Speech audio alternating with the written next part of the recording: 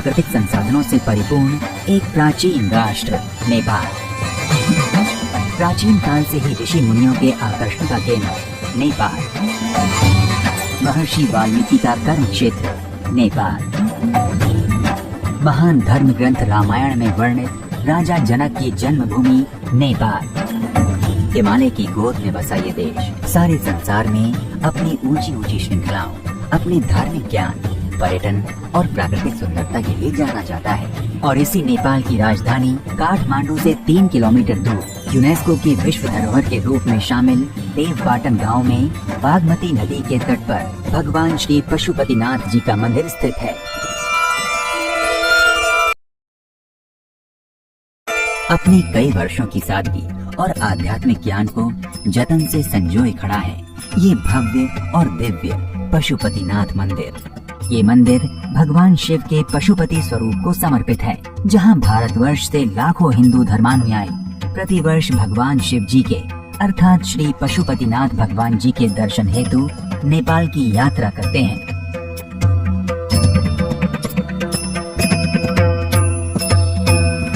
भारत से पशुपतिनाथ मंदिर जाने के लिए आप थल मार्ग या हवाई मार्ग का इस्तेमाल कर सकते हैं या यात्री सार्वजनिक और निजी वाहनों का प्रयोग कर सकते हैं।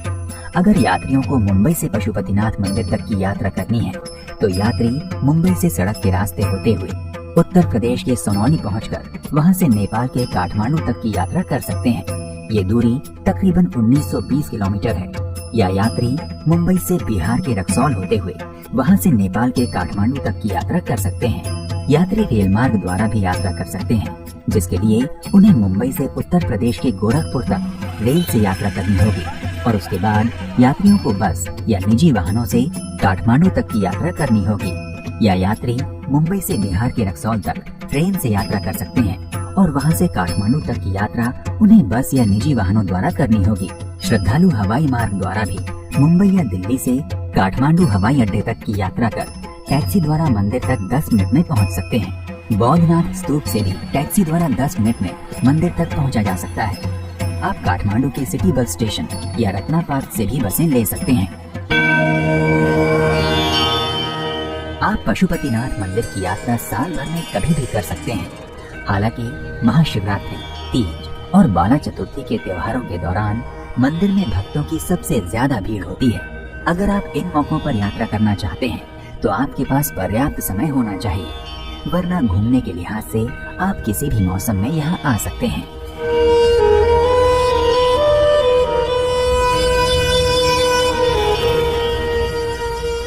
भगवान शिव का ये धाम हिंदू धर्म के 8 सबसे पवित्र स्थलों में से एक है, जिस कारण यहाँ दर्शन के लिए भारत से ही नहीं बल्कि विदेशों से भी असंख्य श्रद्धालु भगवान शिव जी के अर्थात श्री पशुपतिनाथ भगवान जी के दर्शन हेतु नेपाल की यात्रा करते हैं।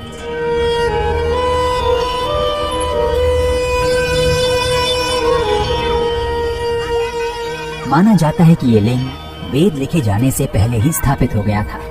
भगवान पशुपतिनाथ काठमांडू के प्राचीन शासकों के अधिष्ठाता देवता हैं। ये मंदिर पाशुपत संप्रदाय से संबंधित है। वैसे तो इस मंदिर के निर्माण का कोई प्रमाणिक इतिहास नहीं है, किंतु मान्यताओं के अनुसार इस मंदिर का निर्माण सोमदेव राजवंश के पशुप्रेक्ष ने 3री सदी ईसा पूर्व में करवाया था। बाद में इस मंदिर का पुनः निर्माण लगभग 11वीं सदी में किया गया। कालांतर में दीमक की वजह से इस मंदिर को बहुत नुकसान हुआ, जिसके कारण लगभग 17वीं सदी में इसका पुनर्निर्माण कराया गया। बाद में मध्य युग तक इसी तरह दिखने वाले मंदिरों का निर्माण किया गया। ऐसे मंदिरों में भक्तपुर, ललितपुर और बनारस 19वीं शताब्दी के प्रारंभ में शामिल है। इसे वर्तमान स्वरूप नरेश भूपेंद्र मल्ला ने 1697 में प्रदान किया। 25 अप्रैल 2015 में नेपाल में आए भूकंप के कारण आसपास की कई संरचनाएं और यूनेस्को की विश्व धरोहर की सूची में शामिल पर्यटन स्थलों को हानि पहुंची, लेकिन पशुपतिनाथ मंदिर पर कोई आज तक नहीं आई। दीवारों पर बस कुछ दरारें दिखाई देती हैं। स्थानीय लोग और भक्त इसे दैवीय शक्ति का संकेत मानते हैं। इसी प्रकार के दैवीय शक्ति के संकेत हमें केदारनाथ में भी देखने को मिलते हैं, जहां पर कुछ सालों पहले महाप्रलय के कारण केदारनाथ के आसपास के क्षेत्रों में बहुत क्षति पहुंची, लेकिन केदारनाथ के मुख्य मंदिर को कुछ भी हानि नहीं हुई। जबकि अन्य लोग ये तर्क भी देते हैं जबकि मंदिर की वास्तुकला और मजबूत आधार इसके मुख्य कारण हो सकते हैं।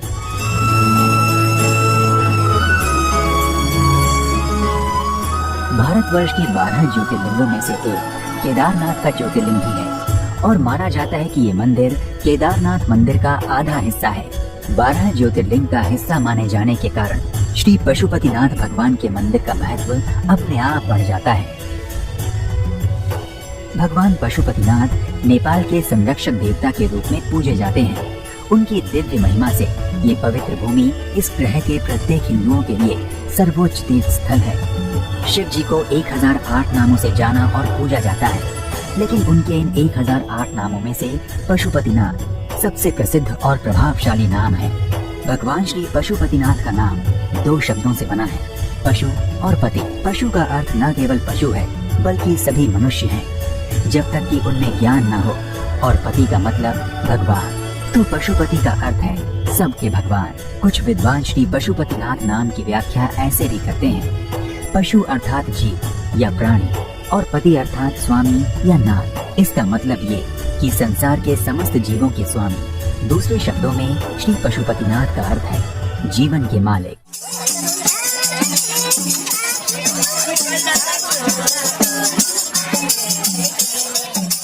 ये कहा जाता है कि पशुपतिनाथ मंदिर की ऐसी विशेषता है कि यदि आपकी मृत्यु इस मंदिर के परिसर में होती है तो जीवन काल में किए गए समस्त पापों के बावजूद दोबारा आपका जन्म मनुष्य रूप में ही होगा। इसलिए पशुपतिनाथ मंदिर के परिसर में अपने जीवन के अंतिम पलों को बिताने के लिए कई वृद्ध श्रद्धालु इस स्थान पर आते हैं।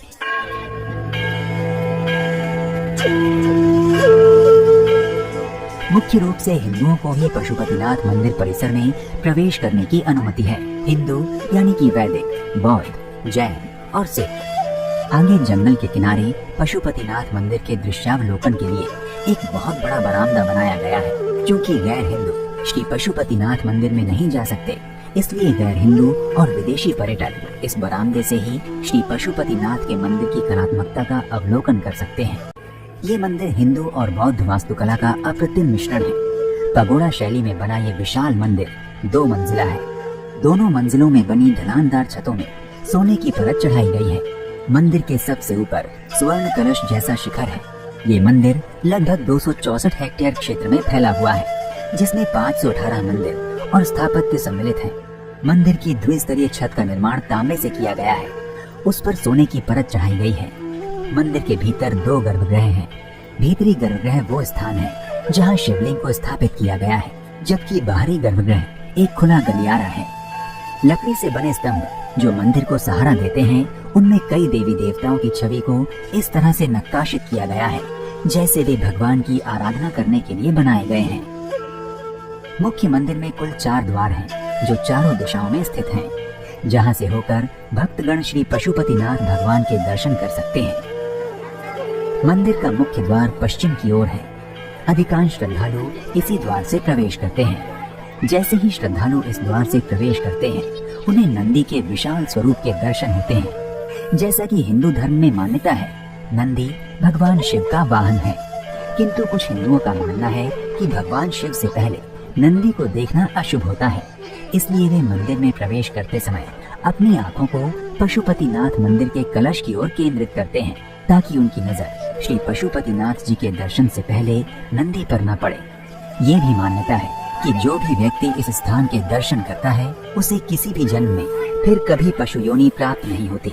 हालांकि शर्त यह है कि शिवलिंग के दर्शन के पहले नंदी के दर्शन न करें। यदि कोई श्रद्धालु ऐसा करते हैं तो उनका अगला जन्म पशु योनि में होगा। दूसरा द्वार है मंदिर के पूर्व की ओर बागमती नदी का आर्य घाट। आर्य घाट में स्नान कर भगवान को जल चढ़ाने वाले भक्त तथा भगवान के दर्शन से पहले नंदी को देखना अशुभ मानने वाले श्रद्धालु इसी द्वार से मंदिर में प्रवेश करना पसंद करते हैं। पौराणिक काल से ही केवल इसी घाट के पानी को मंदिर के भीतर ले जाए जाने का प्रावधान है।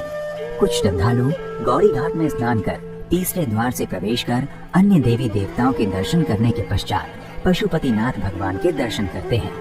चतुर्थ द्वार दक्षिण द्वार है, जो तांबे और सोने के मिश्रण से बना है। घंटानाद के साथ प्रतिदिन प्रातः 4 बजे भंडारियों द्वारा गर्भगृह का पश्चिमी द्वार खोला जाता है। प्रातः 9 बजे अन्य 3 दरवाजे भी खोले जाते हैं। मंदिर में कलश पूजा का विशेष महत्व है। श्री पशुपतिनाथ की पूजा के लिए उनकी मूर्ति से पिछले दिन के श्रृंगार उतारकर विभिन्न तीर्थों के पवित्र जल से उनका स्नान किया जाता है।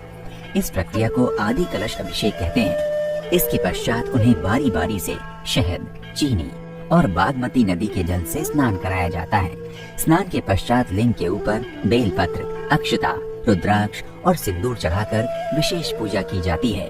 फिर अगरबत्ती, धूप, कपूर, तेल, दीप से आरती करके भक्तों को दीप स्पर्श कराया जाता है। फिर दोपहर 12 बजे भगवान का पूर्ण कलश अभिषेक होता है। दोपहर श्रृंगार आरती के बाद 1:30 बजे शंख जल अभिषेक होता है। तत्पश्चात भगवान को बाल भोग चढ़ाकर मंदिर के चारों पट शाम 5 बजे तक बंद कर दिए जाते हैं। पशुपतिनाथ मंदिर में रुद्राभिषेक का विशेष महत्व है। रुद्राभिषेक में शिवलिंग को पवित्र स्नान कराकर पूजा अर्चना की जाती है। रुद्राभिषेक पूजा के सबसे शक्तिशाली रूपों में से एक है और माना जाता है कि इससे भक्तों को समृद्धि और शांति के साथ आशीर्वाद मिलता है और कई जन्मों के पाप नष्ट हो जाते हैं। इस पूजा में पशुपतिनाथ भगवान को पंचामृत अर्थात दही, दूध, घी, शहद और शक्कर अर्पण किया जाता है। पुजारी पूजा की समाप्ति के पश्चात श्रद्धालुओं को प्रसाद, चंदन और पवित्र माला देते हैं। ये मंदिर प्रत्येक दिन प्रातः 4 बजे से रात्रि 9 बजे तक खुला रहता है।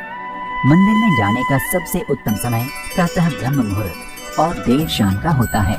दोपहर में 1 से 1:30 बजे के बीच लिंगम को भव्य रूप से भव्य पोशाक पहनाई जाती है जो ब्रोकेट से बनी होती है और त्रिपुंड के साथ सजाई जाती है। छत्रों को भी 4 सिर पर रखा जाता है। शीर्ष सिर पर श्री यंत्र को चंदन के साथ खींचा जाता है और उसके बाद आरती की जाती है।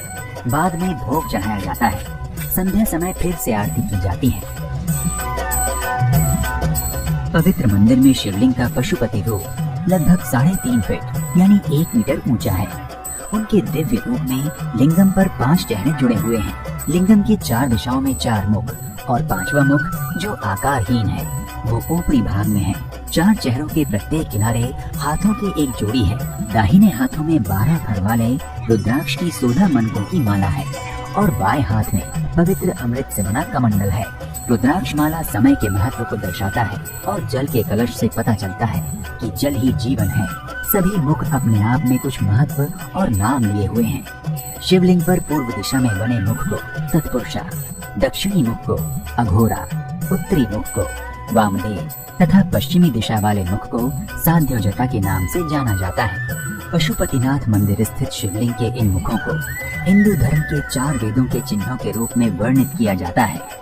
इसके ऊपर के भाग को ईशान कहा जाता है। शिव पुराण के अनुसार इस शिवलिंग को ज्योतिर्लिंग के रूप में स्थापित किया गया था।